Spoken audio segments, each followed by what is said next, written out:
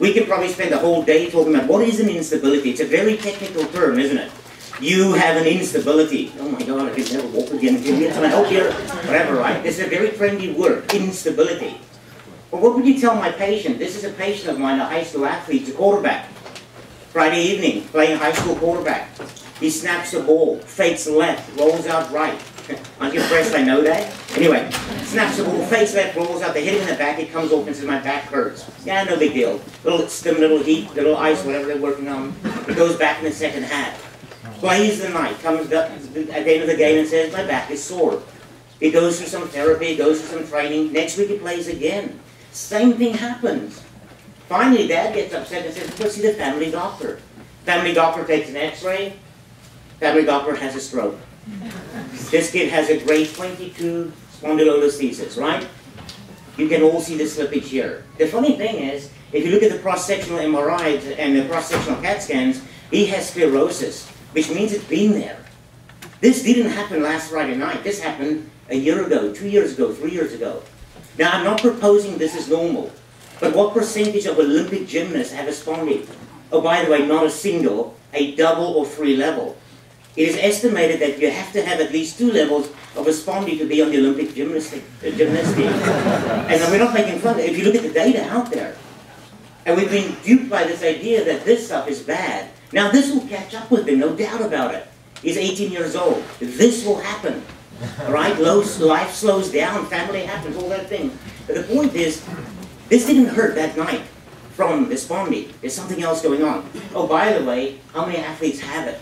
How many athletes are you treating right now that have a spondy, but somehow life is great? How many of you guys have a spondy and don't even know about it? So I'm thinking a little bit further, because we were duped in this. I remember this in school. Athletes have spondies. Spondies cause pain. Pain is a bad thing. And again, that's a fun. You know that if we scan you in the morning, your chance of having lumbar surgery increases 20% for low back pain. Because in the morning your lumbar disc is swollen 20% more than in the evening. And the chance of me finding the bulging disc is drastically improved in the mornings, by the way. All of these things impact the idea of actually ultimately having the problem and pain and tissues. And again, they're not correlated. But this is anatomy. And I desperately don't want to go there because Art asked me to come and talk to you guys about pain, pain, pain, pain, pain. And if there's anything I want to take you guys away is people have bad anatomy. People have bad biomechanics. So what? All right? Sure, you may not make the Olympic team. But the point is, it's not that critical. We want to take you further to this thing called pain. So, would that hurt? You guys sprain your ankle. Everybody stand up here and jump on your ankle like that. If you sprain your ankle, would it hurt? Are you sure? All right, this afternoon when you guys walk out, and you sprain your ankle, you're all telling me it'll hurt, right? If this afternoon, if you cross the street, a busy street, and you roll your ankle, and you see a bus coming, flat out for you, will the ankle hurt? No. You guys just told me ankle sprains hurt. Make up your mind. Hey guys, this may be one of the most fundamental shifts that you have to take on this morning. Pain is an output, not an input. You and I have been indoctrinated for years that pain is an input. A bad joint sends us pain signals, and we get pain. And that is a bunch of nonsense. Pain is a decision by the brain based on perception of threat. In this case, what's the bigger threat? The ankle sprain or the bus? The bus. Bioconnections, these areas, we know that common areas ignite. We've studied this extensively. They talk to each other, by the way. It's the same as the airlines map in the back of the airline when you fly. You pick up that map and you say, oh, that's where Delta flies. Oh, that's where American Airlines fly. Well, guess what, guys? We all fly to the same places, but we just use different maps. We use different routes. You know that my pain isn't your pain? Your pain isn't my pain. Pain is individualized. It's individualized based on the maps you use. So this is how it ends up looking. What you guys see here is a brain scan. This is one of the main dancers of Cirque du Soleil in Las Vegas, Nevada. She's getting ready for spine surgery in 2 days, 48 hours. We're doing a study with her. And what you guys see is she's laying on her back. She has a massive herniated disc, by the way. She's getting surgery in 48 hours from now. And when she does an anterior pelvic tilt, she gets severe pain. We just said, shut up, we need to study. No, we didn't. She was okay with it. But she laid on her back. And in the scanner, we have her do an anterior tilt for 30 seconds. Ow, ow, ow, ow, ow. and down. 30 seconds, and the scanner runs continuously for about 5 minutes. And what you guys see here is nothing else in a volcano.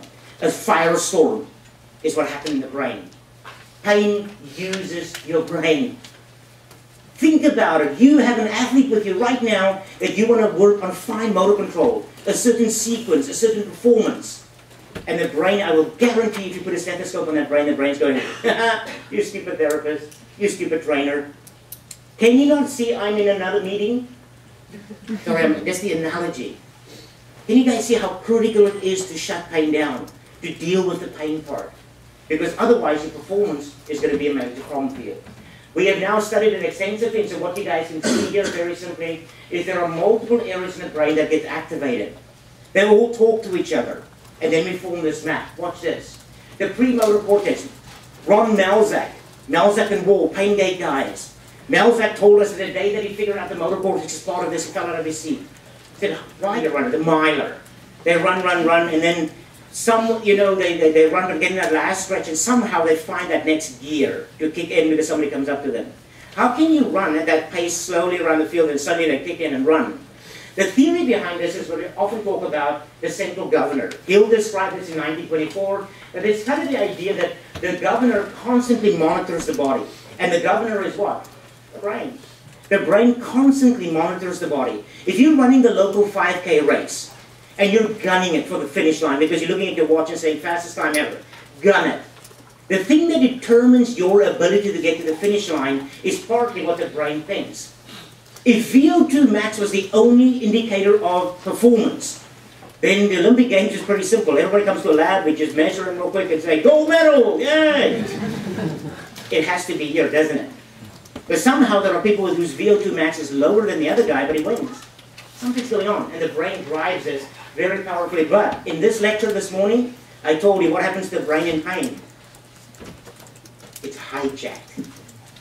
Wow, now you guys should start having some light bulbs going, whoa, wait a minute.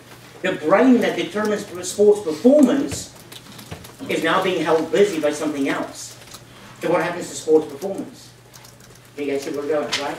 Your job's getting harder. Tim Noakes at the University of Cape Town, South Africa, did a lot of stuff on runners out there. And the bottom line is that all your bodily systems constantly feed up to the brain. It gets monitored very carefully. And a lot of this comes from the blood and all the oxygen and all of the fuel reserves. Everything gets feedback. And then the brain will determine at what pace, what speed you have to run so you don't hurt the organism, but still yet get the performance. And by the way, if the finish line happens to be suddenly there, is somehow a lift and you can run faster to sprint for the finish.